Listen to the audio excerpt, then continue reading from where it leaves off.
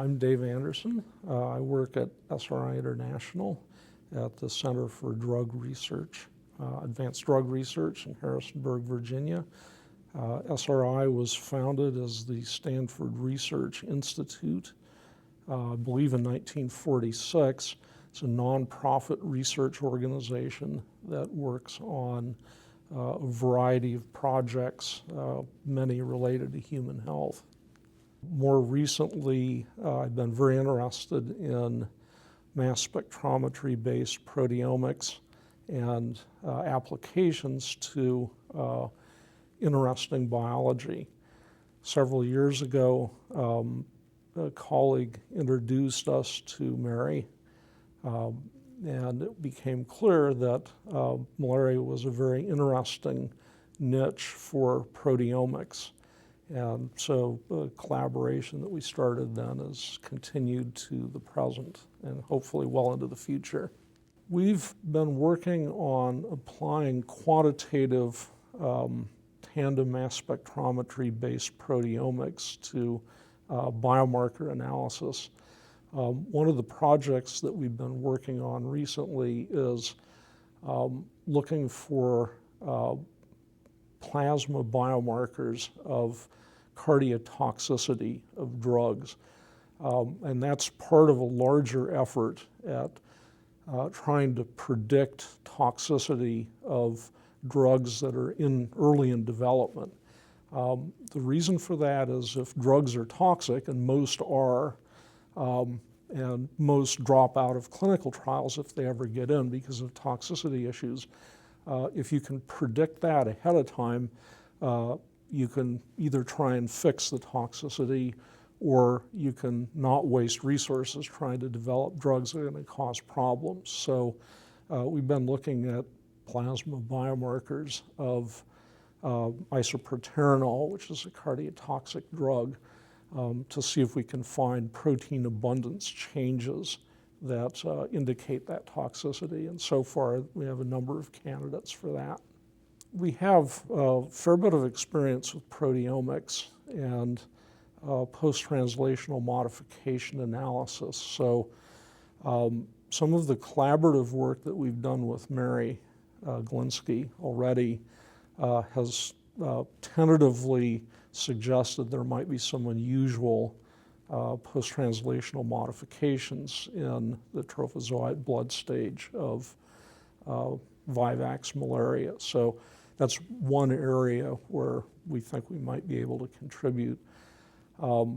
Another area is looking at the informatics involved in protein identification and how that might fit in with some of the other areas like metabolomics. So I have a lot of interest in looking at combined data sets to see what sort of overall model comes out.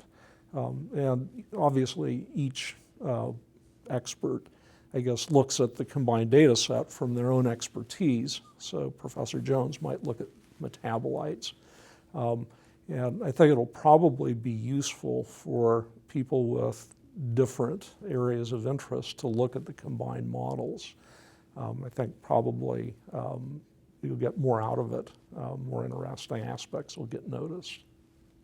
It's reasonable to expect that putting together different types of data, all acquired using cutting-edge technology, and combining that with very advanced systems biology modeling, mathematical modeling, which is a little different, and pathway analysis, I think is going to create a whole that's much greater than the individual parts.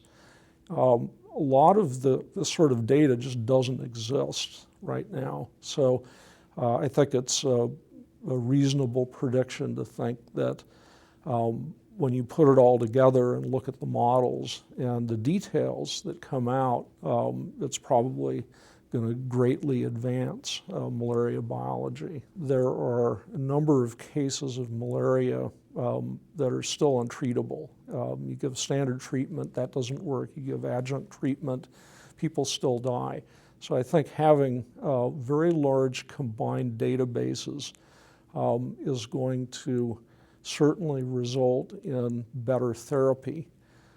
As far as eradicating malaria, I think having these large combined data sets will likely be relevant for vaccine development, and it's likely it will be relevant for looking for new drug targets that might work in more heterogeneous strains of malaria. So I think downstream, the drug development is going to have to benefit greatly from having these very large data sets and the combined expertise of quite a few different experts that have worked in other fields and now are all getting together to focus on malaria. It's likely that the proteomics will contribute a lot. There's a fair bit of work that's been done with Plasmodium falciparum, although not so much with post-translational modifications. The larger scale proteomics of some of the other Plasmodium species like Vivax and Nolsey basically doesn't exist.